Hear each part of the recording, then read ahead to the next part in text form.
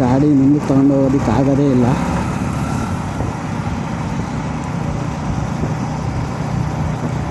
ಇವನು ಹೋಗ್ತಾನೆ ಅಂದರೆ ಏನು ಸ್ಟಂಟ್ ಮಾಸ್ಟರ್ ಮಾಡ್ತಾನಪ್ಪ ಇವನು.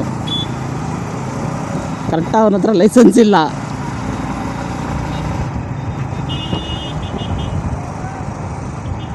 ಏನಾಗು ಇಂಡಿಕೇಟರ್ ಹಾಕ್ಬಾರ್ದು, ಸೈಡ್ ಇಂಡಿಕೇಟ್ರ್ ಮತ್ತು ಈ ಕಡೆ ಸೈಡ್ ಇಂಡಿಕೇಟ್ರ್ ಹಾಕವ್ನು ಅಡ್ನಾಡಿ.